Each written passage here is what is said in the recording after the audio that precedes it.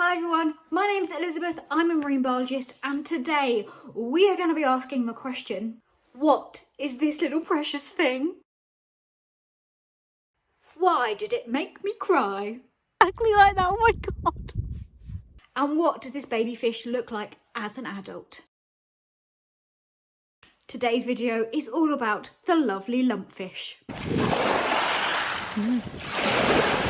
Recently, I was out rockpooling as part of my rockpooling challenge, where someone was rockpooling in California at the same time as I was rockpooling in Scotland, and I found one of the most special and meaningful encounters with nature I've ever had rockpooling. And I have been rockpooling a lot. Cue the rockpool ramble of reflectiveness, followed by the cute montage of baby fish footage. I mean, I go rockpooling a lot, and every rockpooling trip is special. And then there are some finds that you just find are just so amazing that you're just amazed by them, that you will always remember as just like incredible. But there are some moments that are both shocking, incredible, special, rare, unexpected. This just happened to be one of them. I don't know what it is. It could be a clingfish. It could even be a baby lumpfish. If it was a baby lumpfish, I would lose my mind. I've just googled what that fish was, and it was a baby lumpfish. Oh my god, that makes it so much better. I thought it was a clingfish because it had this little clingfish have that, but then I googled, I was like, I'm surprised it's a clingfish because I'm sure they're just southern, and it was. And then I googled baby lumpfish and they look exactly like that. Oh my god. Oh my god. I can't tell you how awesome that is. Oh my god, it's like, I can't believe it. I literally cannot believe it. That is like the best thing ever. It's just so good. Oh my goodness. I can't. Like, I literally can't. Like, oh my god, I'm so emotional about it. That is fantastic. I knew you can get lumpfish in Scotland, and I don't know how long I'll be in Scotland for anymore. I'm coming to the end of my PhD, and I found a baby lumpfish. Here, I found one and got pictures of it. And I thought I found a lumpfish, like a bigger one, like about this big, here before on a video, and I spent like 2 hours, like the whole tide, trying to find it again, because it just kind of swam up and went away, and I just went, and then that was it, it was gone. I was so shocked. I didn't know if I could ever count it because I hadn't recorded it and I couldn't be sure. And I found a baby lumpfish.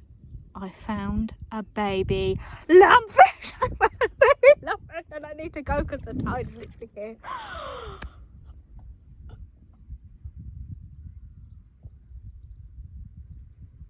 I've said I was speechless before on this channel, and I've done a lot of talking for someone that is speechless, but I haven't got the words.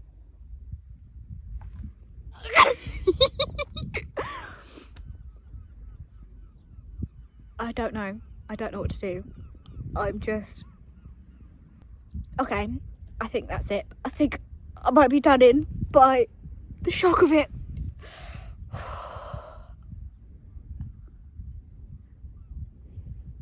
Okay, back to the vlog. I need a moment. It was living, this tiny, I can't tell you how small it was. It was smaller than my little fingernail. Absolutely tiny fish is living on that fucus seaweed there. And at one point it settled like next to the bladder of this bladder rack.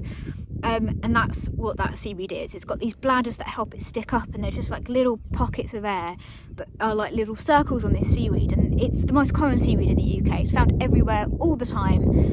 And that little fish tucked up next to that bladder on that bladder rack, I went, oh my goodness, it's the same. It looks the same. There was no difference to my camera. It wouldn't even focus on the fish. It would focus on like the bits on the seaweed instead. And I just thought, whatever this fish species is, must have evolved and adapted to live on that seaweed or near that seaweed, because that little fish was calm and collected, and he swam onto different fronds and different parts of the parts of the seaweed, but he wouldn't leave it, which meant that not only was it special because I got to see it, but I got to film it up close and got to observe it and look at it. But that moment of it settling next to the bladder and thinking, this fish lives here on purpose, and knowing that literally, look, that's bladderwrack, this is the black stuff on this shore, all of this is bladderwrack. And I've never seen that before in my entire life. Never have I ever seen that fish before. He was so tiny and cute. He was the cutest little tiniest thing, and he had a little like stripe of like iridescent blue, as if to make him even bloomin' cooler. I love rock pooling. What on earth? What on earth?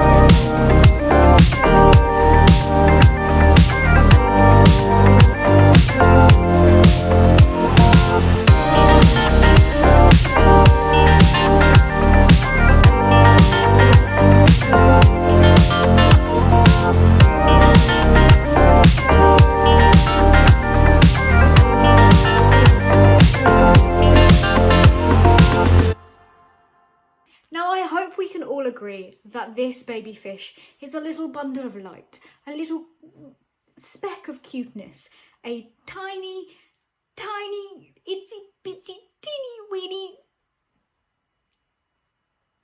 amazing thing fish.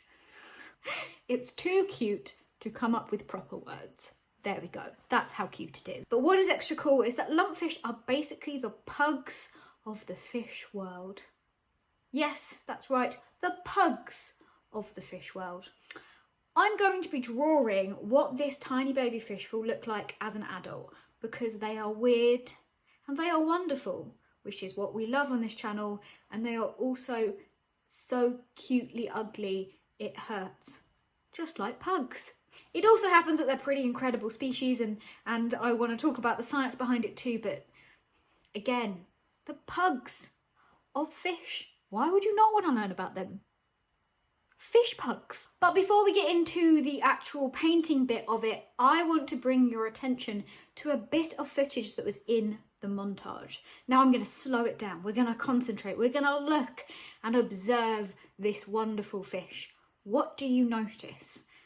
What do you see about how it's moving?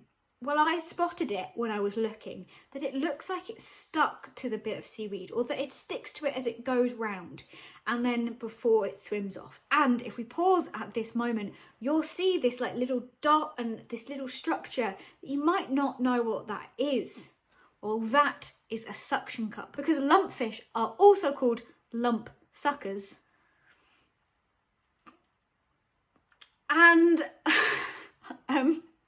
And that is because they have a suction cup on the underside of their body, which means that they can stick to just about anything. This has come from an adapted pelvic fin. So that's the fin that's usually found on the underside of that. They have adapted this to be this sticking suction cup. This enables lumpfish to hunker down against the elements. They can stick to seaweeds, they can stick to rocks. It really means that they've got a nice tight grip as the waves and currents are all swirling around them. And they need it. And that's because, I don't know if you've noticed from the video so far, but lumpfish are very square. And that's not very good for swimming. They also don't have something that really helps with swimming, and that is a swim bladder. Lots of fish have swim bladders, which is basically a sac of gas in their body that they can expand and contract to make bigger and smaller, so that they can move up and down in the water column and stay there. So imagine having a bit of gas in your body in a load of water. The more you have, the lighter you are, the higher in the water you can sit, the more buoyant you are. If you lose a bit of that gas, you can sink and you can hover at a lower level. Now, if you don't have this, it means that you constantly have to swim to stay in place, and you won't just be buoyant and float where they are. Usually if you stop swimming, you would just sink back down to the bottom. So having a way to anchor on to get over the idea that it's going to be difficult to try and stay in the same place if you're having to swim all the time is a really neat adaptation to get round the swim bladder. Also, the lumpfish that I'm painting is bright blue, but actually it's kind of a form of camouflage.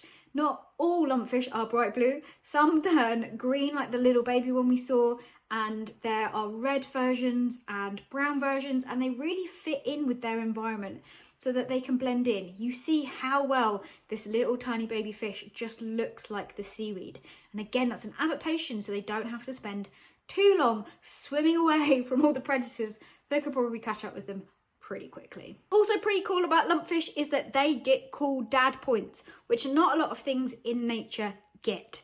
So the male will make a nice nest to impress the female, and the female will come and lay the eggs in the nest where they were. She can lay up to about 350,000 to maybe even 600,000 eggs every time they mate, which I think is really awesome. And it's one of the great things about it's also a cool fact, which is really interesting because the way that fish breed, usually the bigger the female, the older the female, the more. So having really big old females and keeping them in the population is really important to like stabilize and keep fish stocks really good.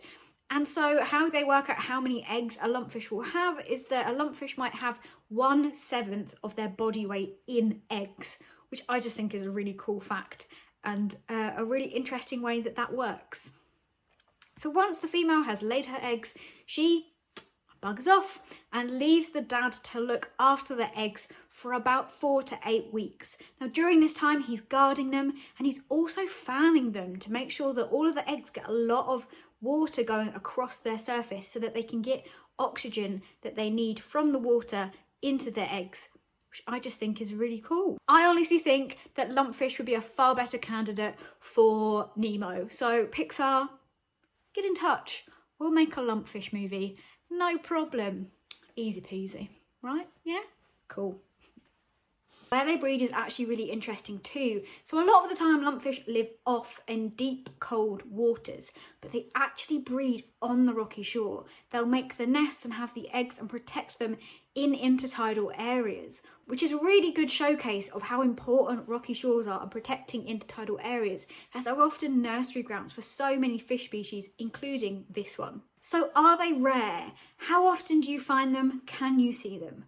Well, actually, I've seen probably thousands of lumpfish in my life. But wait a minute, why are you getting so emotional then if you've seen thousands of lumpfish in your life? Like, isn't this just like another find? What? Well, I have seen thousands of lumpfish, but not in the wild. This is the only one I have ever seen in the wild. And that's because lumpfish are used a lot in aquaculture, and they're used in aquaculture to be bred and grown to be put into the salmon industry, into salmon pens, and get rid of sea lice. They eat the sea lice off of the fish. The university where I went to at undergraduate has an aquaculture facility where they do this with lumpfish, and they have thousands of lumpfish. So we learnt about aquaculture through learning about lumpfish and seeing them, and I had a friend that worked on lumpfish for her research, so a lot of my time during my undergrad and masters was spent talking about lumpfish and just, you know, falling in love and learning about them through her research and the awesome projects that were going on.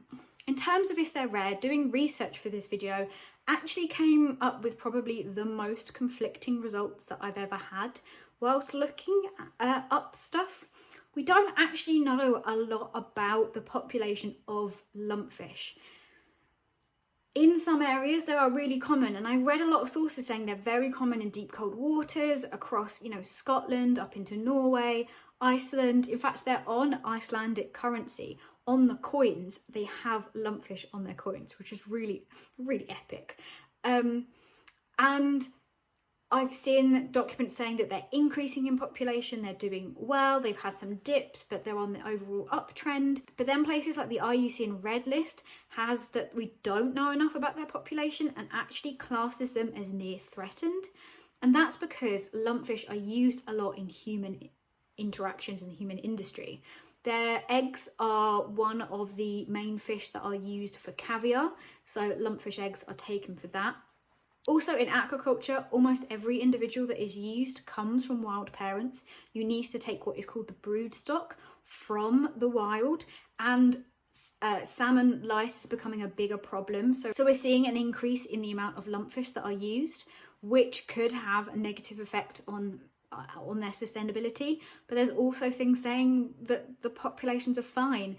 It's a very mysterious and kind of murky thing, and part of the problem is that the way they live their lives, they're very solitary and they're very territorial. They don't show like fish. It's very difficult to work out ways to measure exactly how much population is around. So it's this mystery and the mixture of seeing and only ever seeing all of these wonderful, they're very charismatic, beautiful, weird pugfish creatures in aquaculture facilities, but never seeing them in the wild. All the discussions I've had with my friends about wanting to see them in the wild, that made this such an emotional find for me, that I enjoyed it so much. I've imagined finding them for so long, but the shock of finding a baby one, I've never seen that before, was just really special to me. And to see it in the wild, knowing that they're in Scotland and that hopefully that's an indication that they're around and they're doing okay, even though it's just one. It was just really nice to see. Again, it just highlights, which is what all this channel is about, the importance of protecting rocky shores and intertidal areas, because they're important for fish, but also just how amazing they are, just how fantastic it is that you can see something that's usually subtidal in just a pair of wellies. I hope you've enjoyed this video. I hope you've learned a lot about the lumpfish, and the main takeaway from this is that they look like pugs from the sea. Sea fish pugs. I love them so much. I'll be back with another video next week. Please like and subscribe, and go check out the rock pooling vlogs that I did where I found them originally. They are really, really cool, especially because there's some cool Californian sea life in them too. I will see you next week with another video. Have a great week, everyone. Bye.